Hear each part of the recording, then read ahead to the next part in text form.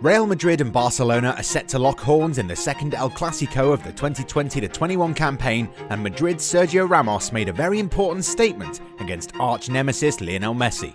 Who thought that Arsenal would suffer in the Europa League against Slavia Prague? Manchester United beat Granada in Spain, but why is Solskjaer not happy with his charges? A surprise club has entered the race to sign Sergio Aguero. We didn't see it coming. Arsenal's problems multiply as star player set for a period on the sidelines. So, it's that time again. Subscribe to our channel, hit the bell icon, and let us walk you through some of the most crucial bits of information about the beautiful game. And as always, make sure to leave your thoughts in the comments. Chelsea flop ready for home. Tiémoué Bakayoko was supposed to be a major star for Chelsea when he joined them from AS Monaco a few years back. Sadly though, the midfielder struggled for form and consistency and spent most of the time away from Stamford Bridge. It appears that the player's European journey has come to an end, and he might return to his native France on a permanent basis, with the Blues ready to cut their losses. According to reports, the midfielder is being considered by Ligue 1 giants Paris Saint-Germain and Olympique Lyonnais, but it remains to be seen if a return to France will revive his career. Arsenal problems continue to pile up. No one can belittle Mikel Arteta's accomplishments at Arsenal so far, but you do get the feeling that the Spaniard gets a lot of leeway. If you look at how people perceive managers on social media, you'll come to observe that there are a few managers who are never really given a lot of credit, even if they're doing well. Ole Gunnar Solskjaer, for instance, has never won over the neutrals despite turning Man United into a more stable outfit. Similarly, not many people are praising David Moyes for the role that he's played in transforming West Ham United into a Champions League chasing side. Ronald Koeman was not expected to last at Barcelona for too long, but the Dutch tactician has somehow managed to keep the troubled club in contention for some silverware, which is a huge achievement. However, Mikel Arteta has somehow managed to escape a lot of criticism despite Arsenal's position in the league. The Gunners are unlikely to play in the Champions League next season and might even struggle to reach a Europa League spot. On Thursday night, they were dispatched by Slavia Prague in a game where the Londoners never looked like a team capable of scoring more than once. The result was not a big surprise given how Arsenal were defending in the last few minutes of the game. Some might call the result a shock, but if you ask us, it shouldn't come as a surprise. With 8 games left in the league, the Gunners are in 10th place and they trail bitter rivals Tottenham by 7 points. We don't see the gap reducing anytime soon.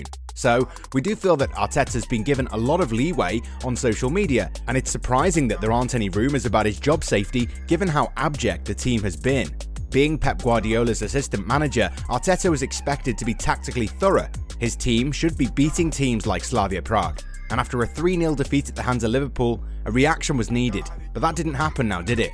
Alexandre Lacazette and others missed a string of chances, and even though Arteta says that his team deserved more from the game, it shouldn't have come to that. To compound the team's misery further, the Gunners will be without their most in-form player Martin Ødegaard for a couple of games. The Norwegian did play against Liverpool despite being injured while on international duty and was rested for the game against Prague. However, he's not fully fit, and Arteta has already admitted that the youngster has to sit out a few more games in order to get back to full fitness. This may not have been anywhere near as bad as the embarrassing 3-0 defeat against Liverpool on Saturday, but failure to put Slavia Prague away in the first leg of this Europa League quarter-final could be far more costly. With the tie level at 1-1, Arsenal might have a mountain to climb. The English side's season rests on success in this competition, and the manner in which they played doesn't inspire a lot of confidence. Manchester United beat Granada, but at a cost. It's never easy for English sides when it comes to visiting Spain. Not a lot of Premier League teams have done well there, so you can forgive an average Manchester United fan's apprehension when Ole Gunnar Solskjaer's men took on Granada. Granada are playing in the Europa League for the first time in the club's history, but they're no slouches when it comes to holding their own against the very best. This is a team that eliminated Napoli in the previous round, and also manages to do well against the best La Liga has on offer. And the game against United wasn't easy either. Diego Martinez's men were up for it and never looked like a team that would just roll over and accept their fate. They made things really difficult for the visitors in the first half, and United did seem to be playing into their hands. Thankfully for United though, Marcus Rashford had his shooting boots on and gave his side the lead, and a customary Bruno Fernandes penalty at the death put the result beyond any doubt. A 2-0 win away from home is a great start and sort of puts the team closer to a place in the semi-final of the competition. However, the win did come at a cost. 3 United players were cautioned during the game, and all 3 of them, Harry Maguire, Scott McTominay and Luke Shaw, will miss the second leg at Old Trafford. All 3 absentees are major ones.